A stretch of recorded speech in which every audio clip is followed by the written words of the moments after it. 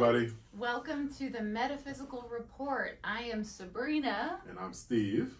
Welcome, where we talk about all things metaphysical with a focus on numerology and Astrology. Yes. That's right. Welcome. So I am Sabrina. I am a psychic coach and healer. And I do readings with the tarot, numerology, and human design, and all kinds of different energy modalities.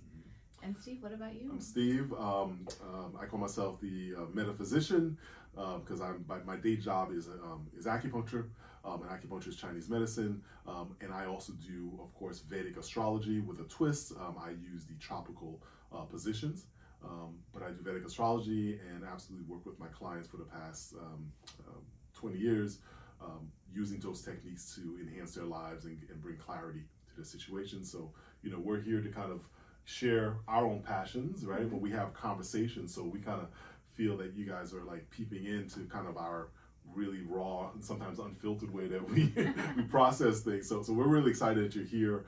We've really got an interesting show today. It's going to be more astrology focused because there's a lot going on in the world that I'm sure you guys are very well aware of, and what we constantly talk about. We're like, yes. We can't believe what's been going on, and so really today, I'll be speaking and we'll be commenting on just a lot of things connected with a big change that's actually occurring. And the thing I think astrology can actually bring to people's lives is being able to chronicle as things are actually happening. Right. Totally. And if nothing else, these past 3 years with the COVID and everything going on with that, we actually have an interesting show where we're going to be talking about that. Yes. Right? So that's going to be really cool. So that's definitely want to coming look up. for that. Definitely look forward to that. But this is kind of a connection with that show, if you will, right. Because a lot of what's happening right now has to do with Pluto moving into Aquarius, and so that is it's such a foundational and seismic shift.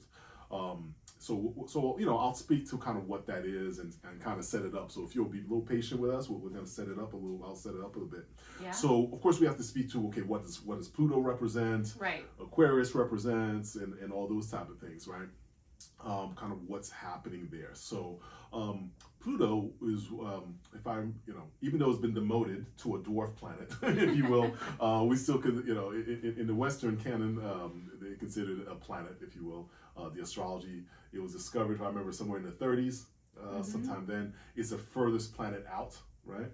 Okay. And so it takes a long time to make its transits. If I remember correctly, I think it's 248 years. Wow. For it to traverse each sign. Right. And it's not always the same year in each sign, right? Okay. So it averages out to about 20 years. So so it spends approximately 20 years in a sign, and it brings its energies and what it represents, right? And does those Plutonian themes in that house. So you kind of mix them together. Okay. And then we have, what we talk about, right? Right. So what is the issue is, well, what is Pluto? What does it represent? And so when it was discovered in the 30s, if you will, there was so much changes going on, and it really kind of was imbued with those meanings, right? So Pluto, it definitely, it's not warm and fuzzy. Let's put it that way. No. Pluto's not warm and fuzzy. But what it does, it really it has themes, really dark themes, if you will, right? Of power, manipulation, power struggles, power dynamics between people. So someone who's got Pluto in a very negative position can be quite manipulative, and, right?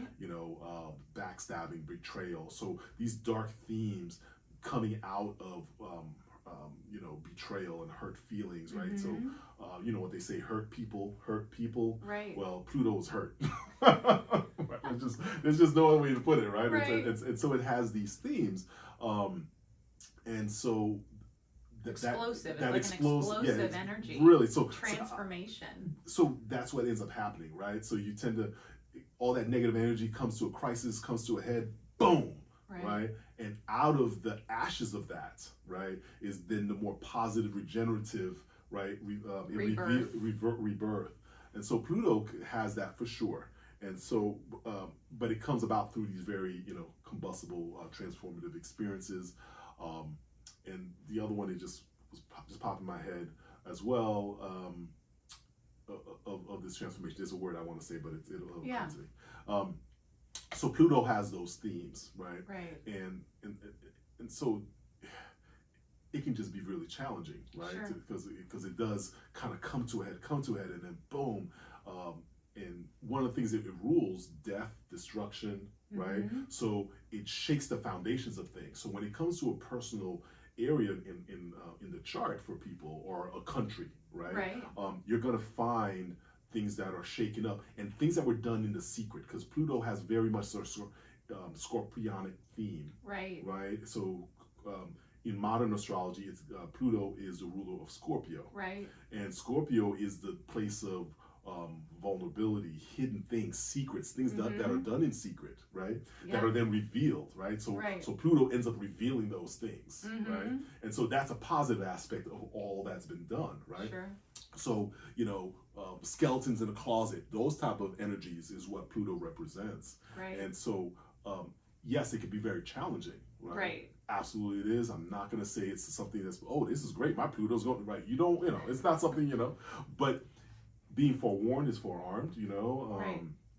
Or the other way around, however that goes. Yeah. And so knowing that we can anticipate, okay, what are we going through? Well, I would surmise, and this is kind of our personal conversations, that what we've been going through for the last 3 years, right? really, it has been very much Plutonian in theme, if you will, right? The death connected with COVID and, everything happening with all of that, right? Right.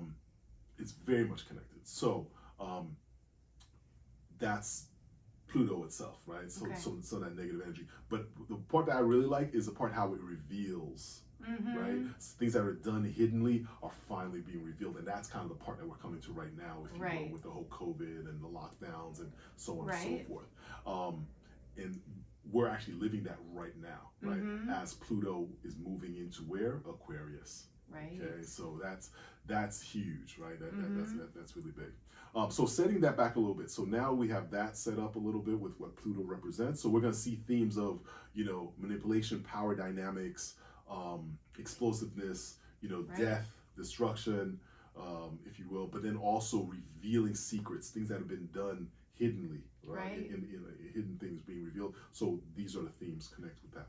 Yeah. So then the other part of that equation, of course, is Aquarius, right? So Aquarius, we generally think of as, the collective, right? It's a sign that's connected to humanity, right? The masses. Yeah. Right? And here I feel that Vedic's traditional understanding of Aquarius really, at least for me, fits more when I understand it.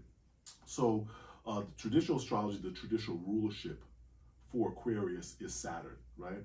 And so people are like, well, what's that got to do? Well, how does this work? Well, the other thing you have to keep in mind is the system, the way traditional astrology was set up, was binary, masculine and feminine, right? So each sign rules a masculine, each planet has a masculine or a feminine aspect, right? And that speaks to how that planet works. So how does that work with, Aquarius, right? So Aquarius is the masculine sign of Saturn, and Capricorn is the feminine sign of Capricorn, right? So that's why Capricorn is very much connected about security, right? So that's that feminine need, if you will, or theme of needing security, right? Because it's vulnerable, right? It's inwardly focused, right?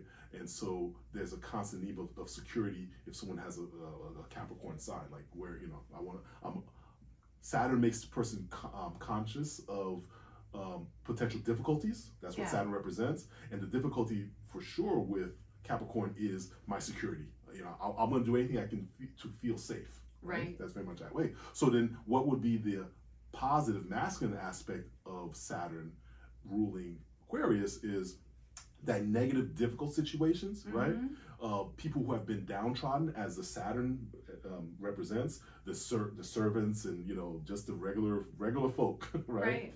The positive aspect of that is being able to take and do something proactively for people who have been downtrodden, right? So instead of focusing on, oh my God, I'm so insecure, you then turn that outwardly. How can we get that security, right? And doing things for the masses and do things for the oppressed, right? And turning that energy in a positive way, and that's a positive. So so that awareness that's raised, sure, is used positively, and that's what's cool about it, right? Because that's what that's what we're seeing now. Black Lives Matter, all these downtrodden groups, right? Women's rights, right? Yeah. That it's like they're just not being shunted off anymore. They're taking center stage, and the themes of that.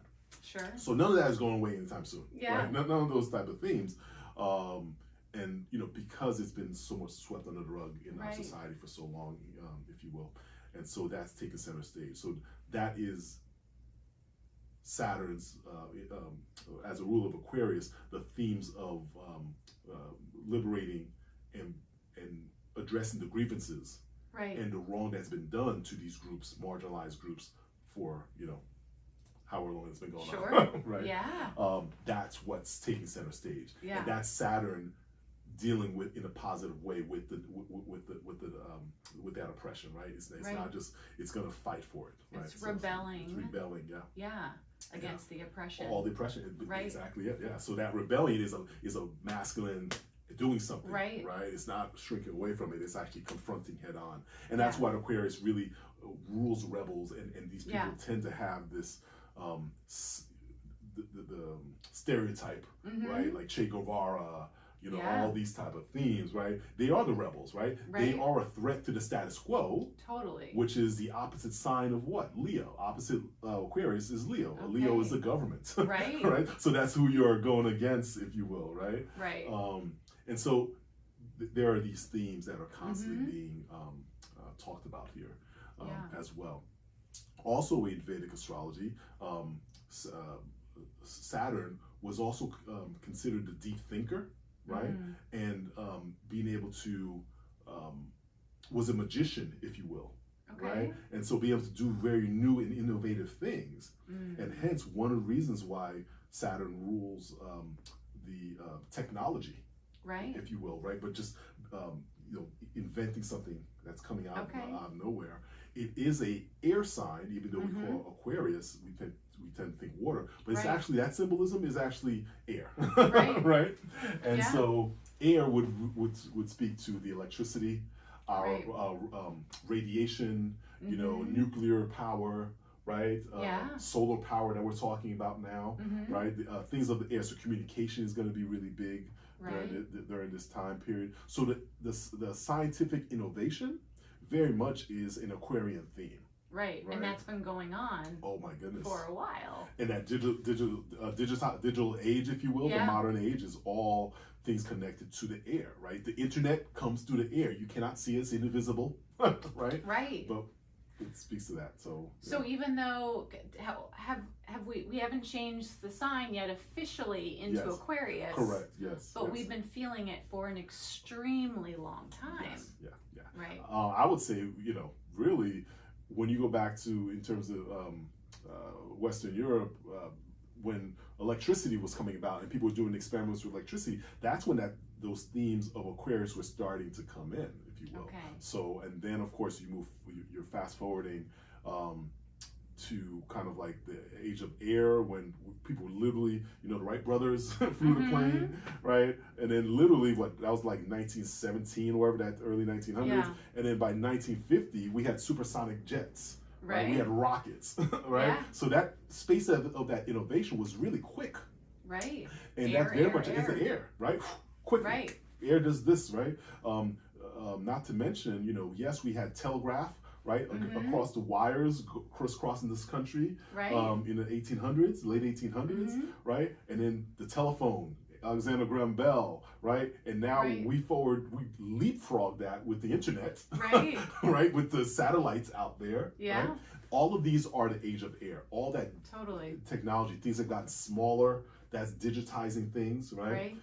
That's very much a theme of Aquarius, of just kind of rapidly developing technology, right? So our digital age very much is Aquarian, right? Sure. It's new, it's innovative, it's completely different than what we've been doing. Yes, we've been communicating forever as humans, but how we've been doing it has really taken a quantum leap, right? In these last 30 years, And even though, again, we're not officially in Aquarius yet, we've been feeling that feeling, that energy of that approaching for so long. Yes. So when we're actually in Aquarius, who knows what's going to happen? Oh, it's, it opens up a whole bunch of stuff. You just, people are talking about AI now, right? So AI is because of Pluto getting close to and almost in Aquarius, right? So all of that. So we're going to break that down and kind of speak to that. So, but just setting up. So now you know what kind of Pluto is generally. Now we definitely have an idea of kind of what Aquarius is, right? And those are going to be shifting, right? So I want to back it up just a little bit to speak on something else that happens. So in traditional astrology, before we had the outer planets, the way we would talk about a new dawning of a new era, if you will, even more so than just like the age of Aquarius and all that stuff. There was these smaller cycles that was still big, but not as big as like 2,100 years, which is the grand year, right? The grand age is 2,160 years approximately. We would have 20-year cycles, and that is a Jupiter-Saturn conjunction. And they would stay in the same modality. Either be just all fire, all air, all water, like that, Earth, for an extended period of time, right? Yeah. And so literally in December 21st, 2020, we had a Jupiter Saturn conjunction in Aquarius. And that was the official beginning for the of the age of air, if you will, right? Oh, okay. And so for the next, don't quote me on this, but for the next several hundred years, all of the Jupiter, Jupiter Saturn conjunctions will all be in air signs, right? Wow. And so that itself is kind of like a bookmark. It's like start here, right? And then move forward. It's going to define us as well. So that's 2020, right? And so so you could almost see parts of the whole COVID thing was part of that, if you will, even though COVID started a year prior to it. And when we get to the show, pay attention. When we get to that show, we'll kind of do a very in-depth time period, timestamp. But that Jupiter-Saturn conjunction was a big marker to indicate to us that, okay, this is something different than what we had prior to that. Prior to that, they had all been in earth signs, right? And earth signs are about practicality, money, things of the earth, tangible things, stability, security, safety. Absolutely, and that's what they had been for several hundred years. And then now moving into air, completely different theme. It's like going to a different country, and the norms will be different, right? The norms will be air norms, right? And that's a shift, Instead of saying the focus is on stability, right, and staying in your zone to be safe, it's going to be the opposite. It's going to be the change makers. It's going to be going outside the box and things moving very fast. Correct. Well, and we see that, right, with social media, the way things can travel so quickly, and the mob mentality, all that kind of can for the good and the bad connected with that, obviously. And so it is kind of important to understand that dynamic. So that's kind of the setup here to let you know that really this has been going before, and now Pluto is going to go in there and really just completely bring something new here, right? But again, it's going to do it through very Plutonian themes, right? And that's really what's concerning, but at the same time, it will explain for us kind of what is going on in the world, so we're aware of it. So my personal belief is, I'm a very practical person in that sense. I like to know kind of, give me a good heads up. I'm kind of aware of the dynamics going on. Don't give me rose-colored glasses, right? Because nothing is ever like that. I try to have a balanced view, and Pluto is going to bring some really strong challenges, right? And we're seeing that being played out, and it'll allow you to have an awareness, right, of what's going on, so you can better navigate that and anticipate kind of what they'll be. And we've had these personal conversations that we've felt topsy-turvy for the last 3 years, as everyone else has had. But I think because of our understanding of astrology and numerology and the metaphysics of everything happening, that we knew that there was something's still not quite right here. Like this is not feeling good, right? On one hand, it's that feeling of the rug being pulled out from under you. Totally. Right? We've all felt that, right? Yep. You know, that disorientation, and at the same time, I'm telling people it's not going back to where it was before. We are moving into this new territory. We are moving forward. It just is. There's just no other way. Yes, there will be elements of kind of what we had before in terms of, you know, the sun is still going to rise, all these things are happening, but so much of our world, it really will change, and so we really will have to adapt and shift accordingly. My perspective is still, though, maintaining what works, right? Not throwing the baby out with the bathwater, right? As much as, you know, Western medicine does some amazing things, I practice Eastern medicine because that's tried and true. That doesn't change, right? The human physiology has not changed to the point where different herbs that I give when I read my book for someone, it's based on the same herbs that worked 2,000 years ago. Right. So that's not going to change. So it's really almost a balancing act to take the best of the old, applying it in a new situation. Right. And I think that's the best way to maintain it, because what I see potentially happening with Pluto in Aquarius is that we kind of pitch it out, right? In the haste of doing all the new things, right? We're just going to pitch out all the old stuff, and then people are wondering why they feel so lost. Well, one of the reasons is because you've taken that compass that was guiding us and completely pitching it, and then we're all lost. And so astrology, I really feel, can be a tool to maintain a certain heading, if you will, to allow people to still maintain themselves without, you know, to give them some guidance without being too lost. Having them feel strong about their path and where they're heading, especially with the energy that we're all feeling collectively. So the people that don't want to change, that want to stay with the earth energy and don't want to move ahead, don't want to make changes, they might be dealing with some hardship. It's that stubbornness, you know, in terms of adapting to a new world, you know, it's kind of like that mule trying to pull it and it's trying resisting. That's very much a earth thing. I'm not going very obstinate, right? Well, you know, we're air now, you know, or we're very quickly moving into air, and so even for someone like myself, who tends to be more conservative minded, if you will, I have an awareness that there will be some shifting, and I have to shift accordingly and flow and things like that. And so there's a balance that's struck.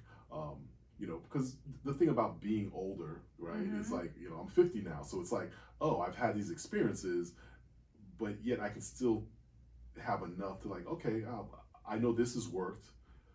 I can have a sense of like, okay, that may not work for me. I'll take this. I'll take some of that. Oh, I can shift this, right? Because unfortunately, I think that there are so many new things going on now that people are just jumping on board without fully understanding, realizing where the negatives lie. And you do have that perspective when you can go back and be like, oh, wait up, this is how this was done back then, and that didn't work out so well. So maybe we need to not do that, right? So we'll speak to that as well. Okay. So going forward, it's just going to be so helpful for us and make it a little bit easier for us if we're just adaptable. Correct. We have to be adaptable to the changing times. We have to. We absolutely have to. If we're stuck in the earth, you know, you're literally stuck, right? And that's never, you know, that doesn't always end well, right? So this is finding the balance. Find the balance. It really is. It really is.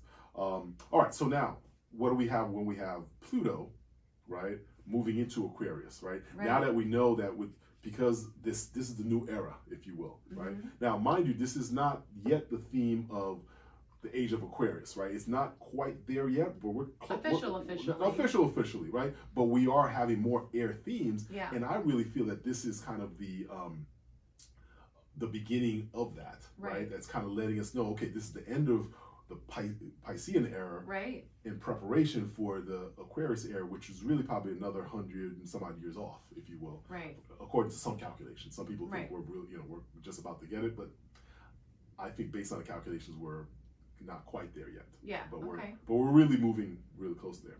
So Aquarius, Pluto moving into Aquarius, and why is that significant? Because Pluto moves into Aquarius this month, right? And now it's so a very March in March 2023. That's 2023. when we're recording this. That's, Yeah. Yep. Yeah. Okay. That's when we're recording this. It's going to Yeah. be moving in pretty much. If you want to give me a moment, I'll tell you exactly when that will be. That will be here. Pluto.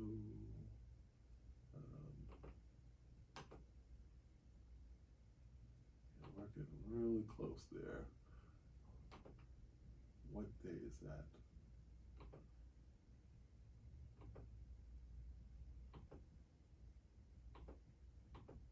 There you go.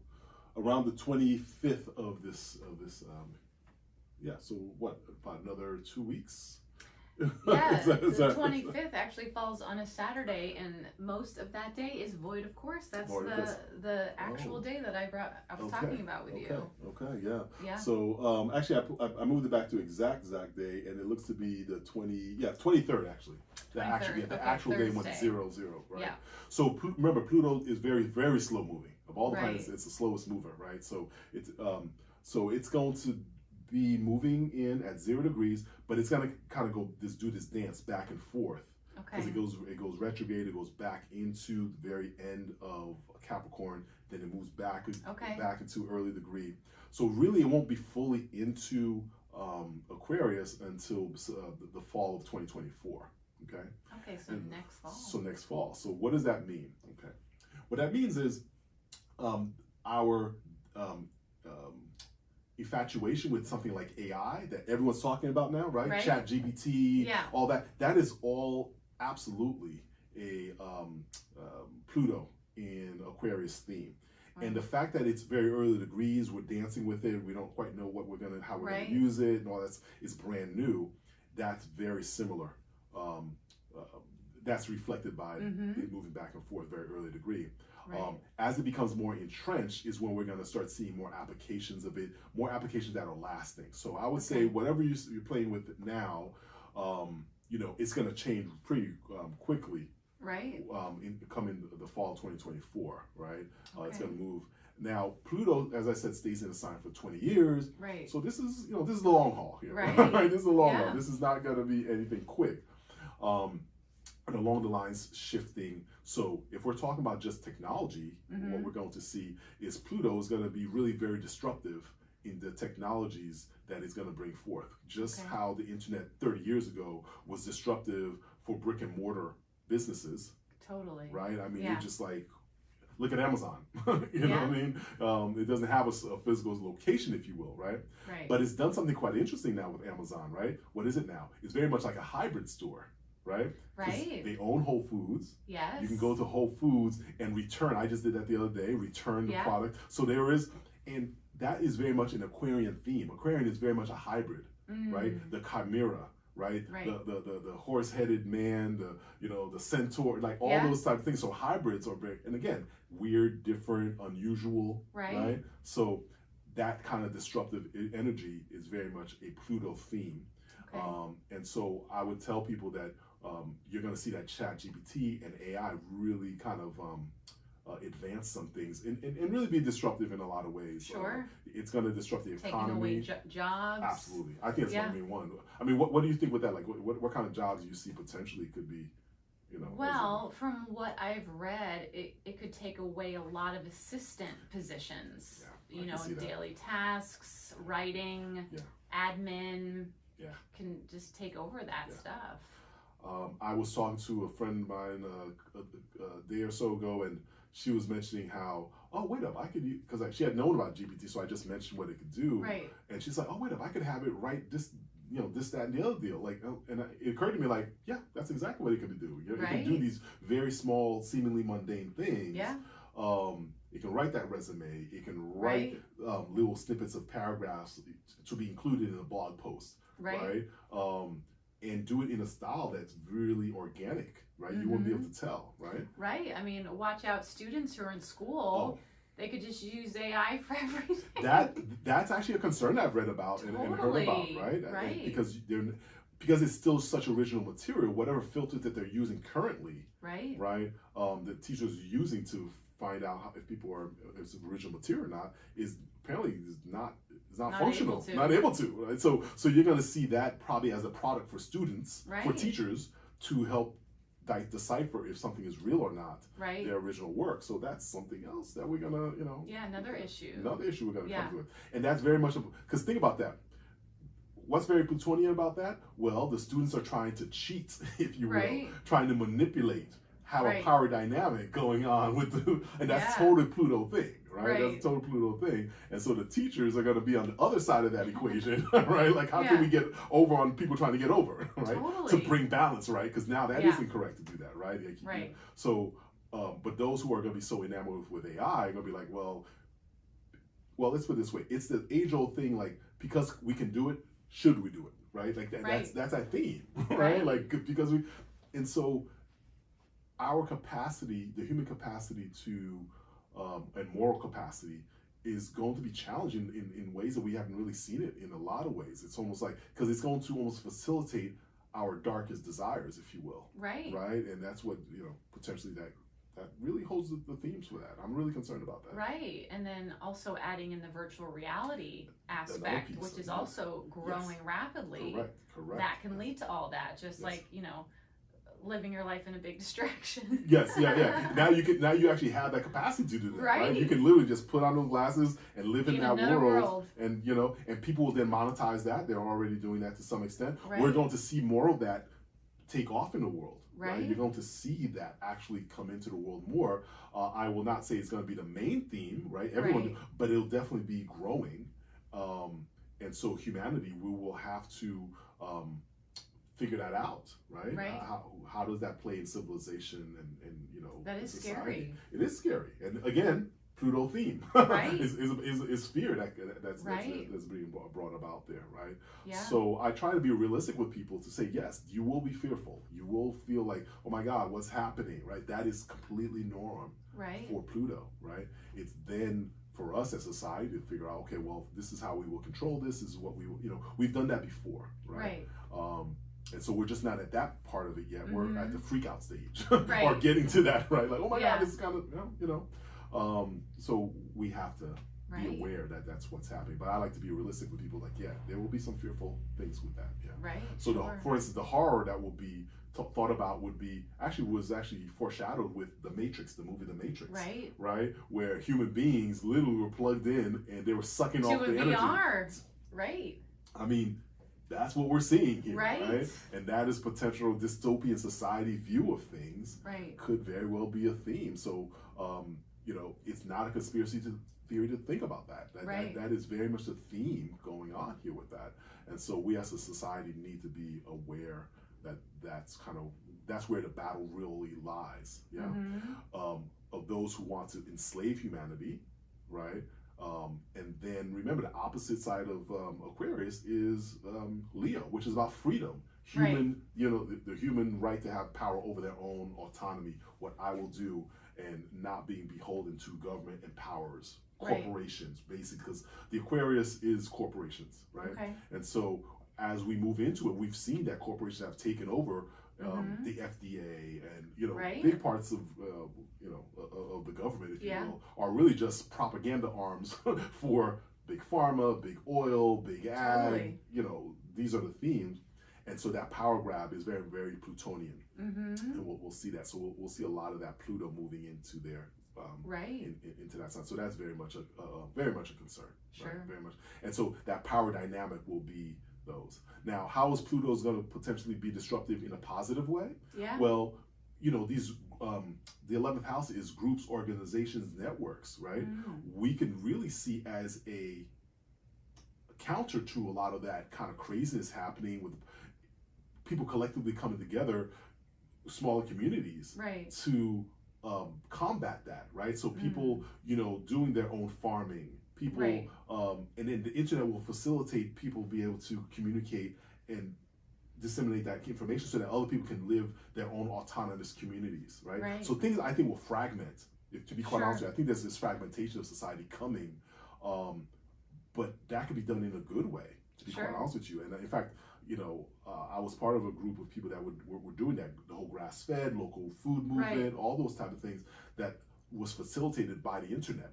And that's really kind of the best of both worlds here, right? You're still maintaining the ethos of community and integrity, you know, connecting with other people, not plugging in and dropping off, right? But actually facilitating actual real world communication, right? And community, and build community. So I think a lot of that will be happening with the Pluto as a counter narrative to the, oh, let's all jump on a bandwagon and plug in and literally tune out. Right, and have technology rule our life. And rule our lives, yeah.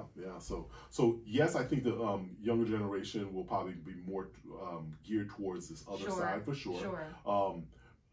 But that's not how humans evolve. Humans evolve for actual connecting with people. So I think, and it's, you know, here's the thing too. I've come to realize it's not that both can still exist in the sense of, not necessarily I may not like the other side, to be quite honest with you, but both of them can exist. It's not like, oh my God, they're taking over and that's all that it will ever be. No, I can still have my world of, you know, the human connection and whatnot, because I think ultimately all springs from human connection and heart and real genuine community. And as long as that's there, it's going to be a really good comparison to like, oh wait, no, that's dead and soulless and I'm not really connecting. I'm not really happy. Like people who live that. One thing I absolutely see that will be happening here, if not already happening, right? There's going to be porn in virtual reality where you can plug in and they might have sensors so you can actually feel like you're actually there with that person and engage in those. And if we think that there's an addiction to porn now, you can imagine what will happen when there's a VR with you know, actual physical. I'm sure it's already happening. Listen, I have no doubt. I don't want to plug that into my computer and see anything because I already know it's going to take me down a road of what will be there, and I'm like, okay. So, very much that's very a Plutonian theme, right? Very much. So those type of things in terms of quote unquote innovation, right?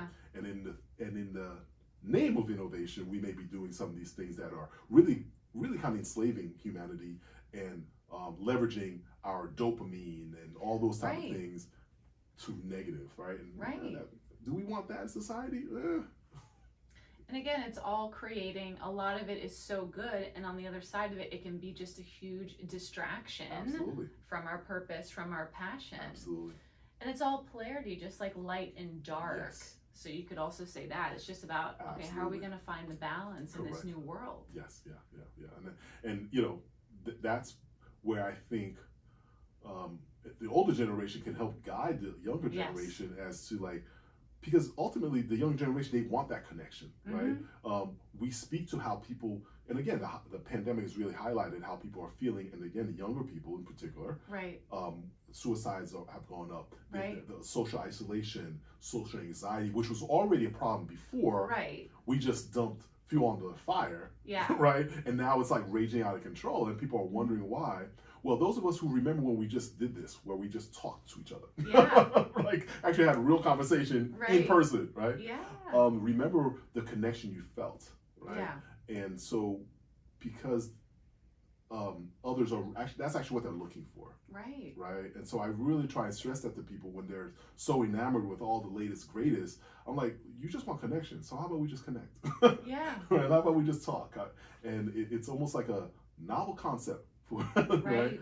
And so I think that's how we can entice people, because ultimately we're still human. We want connection, and everyone else is gravitating towards that. So the Pluto in Aquarius theme will very much challenge that. But there will be this other light side that can actually find a good balance of the two. So I try not to get people to feel too anxious about it, but they need to be aware of the other side and the pitfalls of falling into that, because it seems the corporations are going to sell it really well. They're going to do a really good job of that. That's what they're good at, right? But we are going to be kind of like the rebel leaders, right? And then we're going to take the positive side of the Aquarian rebelling against this technology that could potentially enslave people. Right? And so that's how I see a lot of that Pluto and Aquarius playing out in that theme. So that's one. Was there another one that you were thinking? Well, I was just going to touch on, you know, as Steve said earlier, Pluto rules Scorpio. And then Pluto's heading into Aquarius. So you can also see, like, specifically a lot of people who are, say, Scorpio ascendants and or Aquarius having either in their chart might be on the cutting edge of the change makers. Correct. Going forward. Yeah, those type of people are fit for, you know, Right. for this time period, right? They Right. will be the ones thinking ahead and figuring out how we can work with those for sure. Scorpio ascendant. Scorpio ascendant, yeah. Moon in Scorpio. So me too. Yeah. That's right. We have that in common. We do, yeah. So that's gonna be Hence the show. Hence the show, right? That's why we're like, what do we do next? Oh, we're definitely talking about PlutoinAquarius. Right. Now, interesting enough, since you bring that up, that actually is it creates a square to our moon and to the ascendant. Okay. So it definitely speaks to a challenging navigation of that. Right. So these next 20 years, it's my son. Like how I feel about that. Well, I'm not feeling so great, right? And so I'm gonna have to come to terms with what that means and how to, navigate that, right? It'll be similar to you as well in terms of being your ascendant is a square, So it speaks to us having.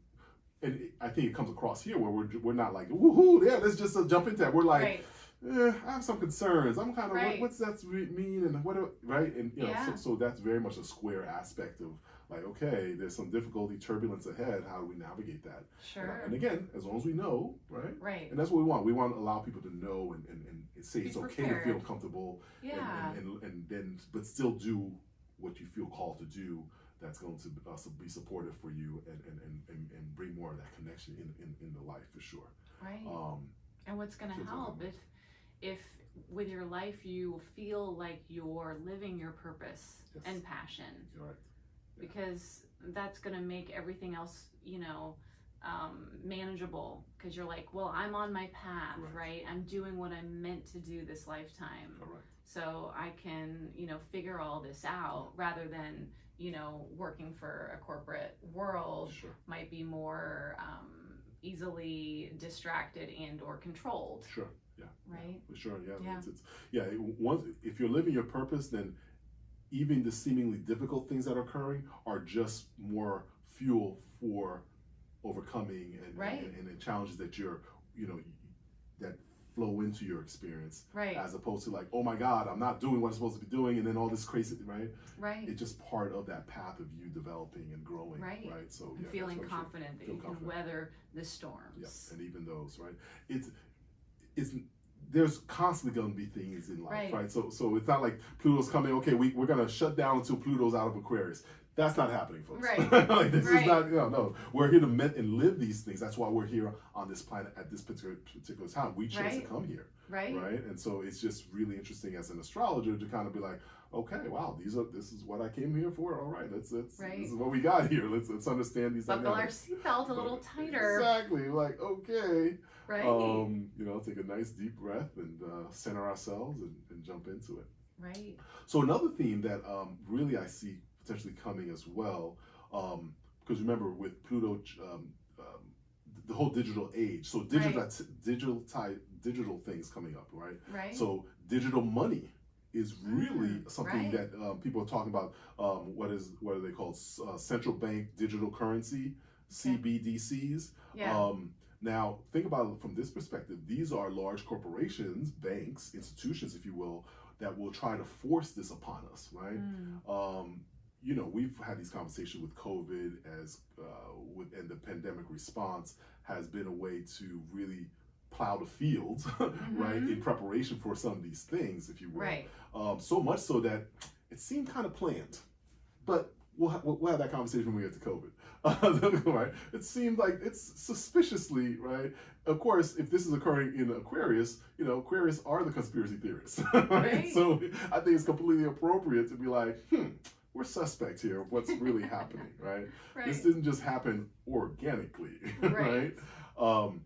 So these central bank digital currencies already have been floated prior to, as we get closer to it. And so I'd imagine, to be quite honest with you, that it is in these upcoming years, right? And this one's gonna, I think, to happen sooner. We're talking within the 5-10 year range, maybe, if not a couple coming up soon, kind of thing, where they may be trying to force and coerce people into digital money, if you will. And of course, of that spoken, the rationale will be like, oh, it'll be safer, it'll do all these things. Right. But of course, the benefits that the corporations have and the governments have will be it's infinitely more trackable. Right? And you can be hacked in a second. And Correct. Yes. Right. And then also, tie that to a social credit score, and if they don't like what you're doing, they can easily shut off your money supply. I mean, so these are real themes. And again, the fear of that is a very Plutonian theme, right? And so I try and tell people, yeah, you should be scared. Like, that is very much a scary thought, right? Right.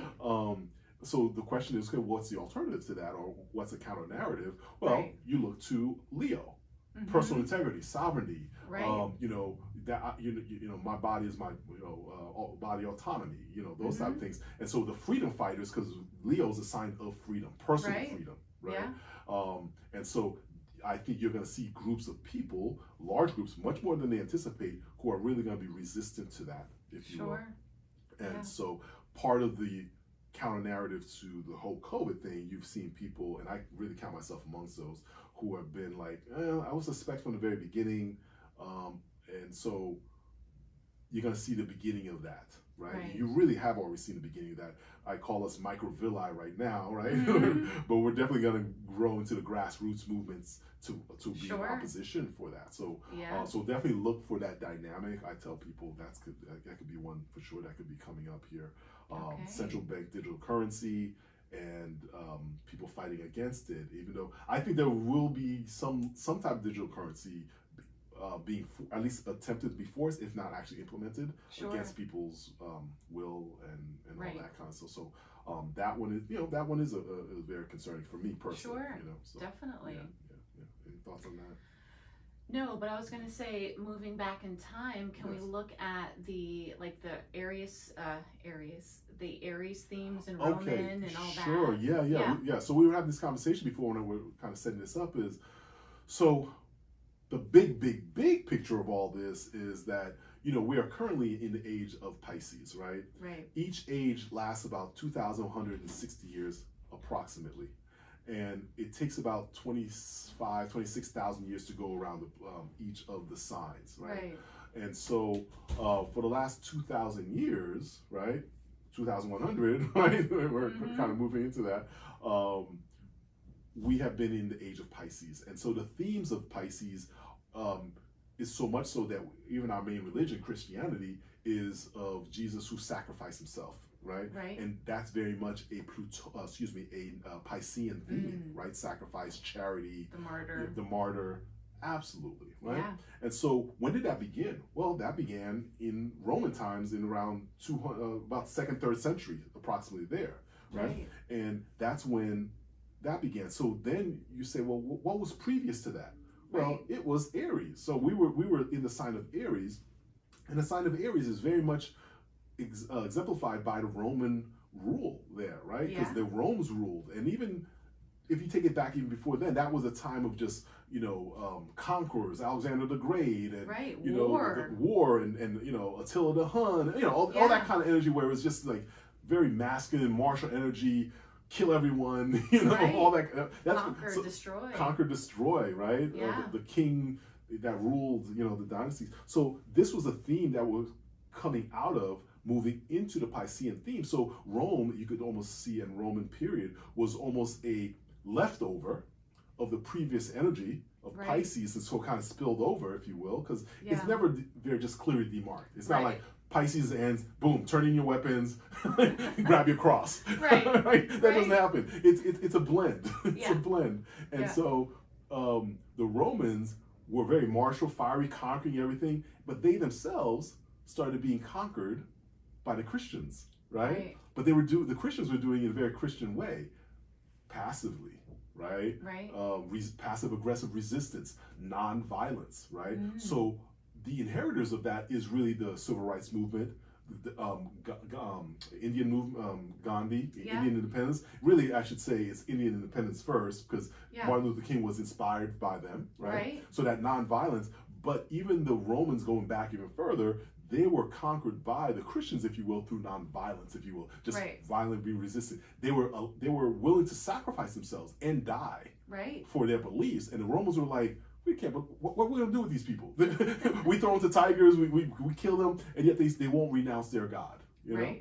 And so, of course, that culminated with Constantine, Emperor Constantine, who basically converted to Christianity, right? It's a long process, but I'm shortening the process here, right? So that became the Piscean religion, changed from being very martial, original Roman, Aries energy, to a Piscean theme of nonviolence, love your neighbor, sacrifice, martyrdom, right?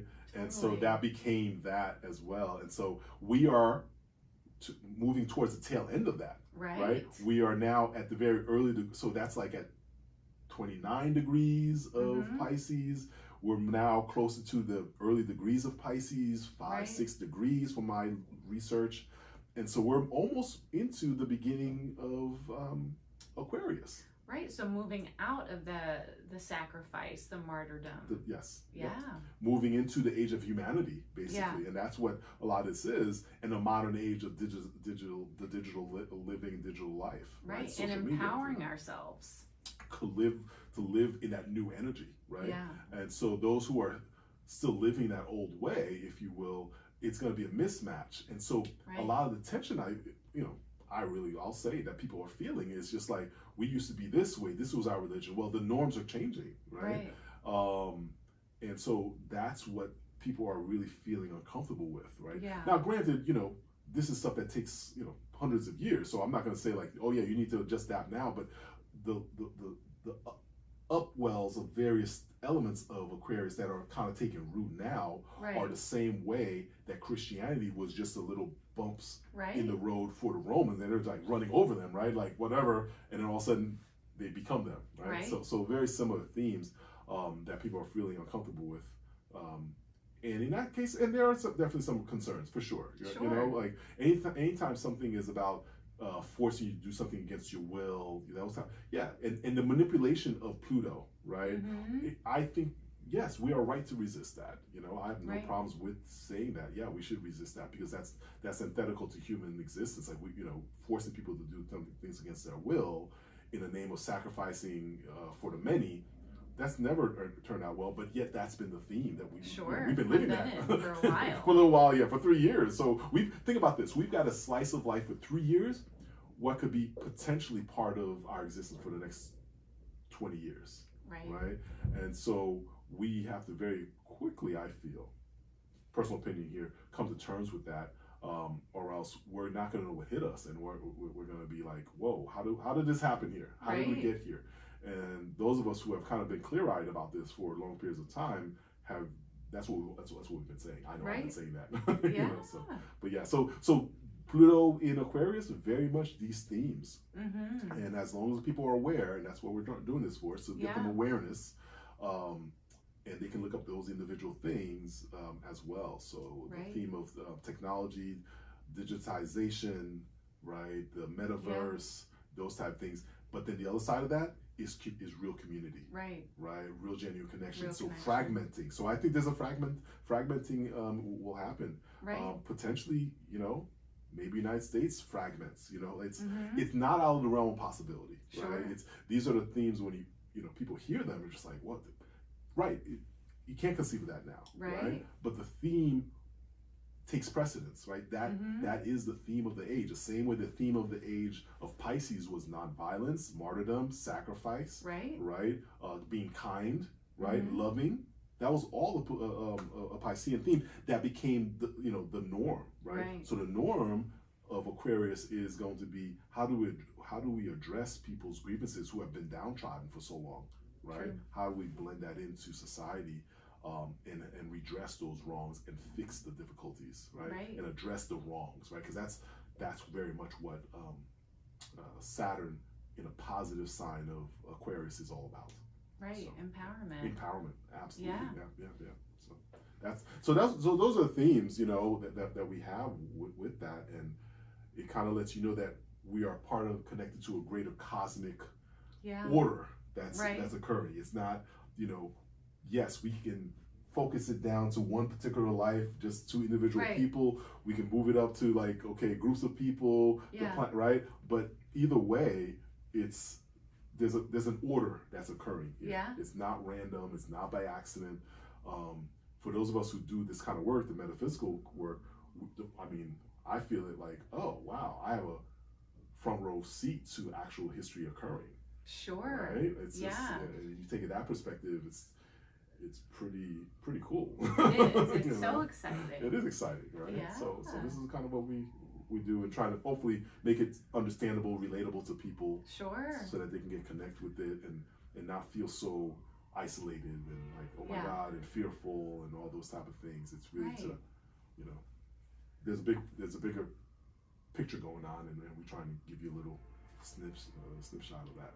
Right, and like you said earlier, the whole point of all this is for major transformation Yes. and major rebirth. Absolutely. You know? Yeah. So you always balance out the theme of the house that's being the sign is being activated Mm-hmm. by the opposite sign. Right. So the opposite sign is Leo, right? Right. Personal autonomy, sovereignty, freedom, Mm-hmm. right? And how do you live your own creative force, Right. right? And being empowered, right? Yeah. So those things, and so there will constantly be this theme, right? Even though you may see the other side, quote unquote, win, and they're gonna push this, know that the other side is there, Right. right? It's just there. You have access to your own personal power as well, Totally. right? Not giving into the fear that very much is paralyzing. Mm-hmm. If you allow that, right? Right. So no, I used to be that way, to be honest with you. I Yeah. used to only see it that way, but now I was like, oh wait up, that exists too. I can just Right. move on this side of things and then get better perspective, get empowered, Yeah. and then do what I need to do out here in the world. Right. So, yeah. Sometimes we've got to have the breakdowns to have the breakthroughs. Yes, I like the way you put that. That's Yeah. very true. That's very true. So having the courage to live that is Right. really the thing. So yeah, having that, that's just being courageous, and whatever work that you're doing, whatever that speaks to you, healing modality that speaks to you, you should be engaged in that. Whatever spiritual practices speak to you. That we're all going to need to rely on those type of things, right? 100%. Definitely these times. Yeah. This is for the next 20 years, right? Right. Pluto's going to be doing its thing. So Really Yeah. focusing on that self-care and creating rituals that we can do to feel at peace. mhm, Right? What do we need to do to feel at peace with all the craziness that's going on? Correct. Right? correct. And that's going to be up to us individually. Yeah, I agree. I Yeah. totally agree. Yeah, so Mhm. I'm down for how to do that, and we both have our own different things. I've come to you Right. for help. You come to me for help, right? Yes. So this is kind of what that is. It's an opportunity to really lean on our friends and our network, and developing that community, right? Right. That's really what this opportunity is. More connection, not less. Right? We're going to need support. Right? So having that strong community is only going to help us. Right? It takes a village. Yeah. It really does. And we're seeing that develop, and that's the other theme of Aquarius, right? That networking and connecting. Mhm. So yeah, no, it's as scary as it may be with Pluto going through there. It's also going to be this great opportunity for advancing personal freedom and empowerment. Right? It just is. So I'm excited about that. Totally. So everyone, I hope you've learned some things today with our Pluto and Aquarius video. Please like if you like it, and subscribe to our channel if you vibe with us. And we'll see you next week. And if you would like a personal private reading with either myself or Steve, you can find all the information below. All right. We'll see you guys next time. All right. Bye-bye. Bye.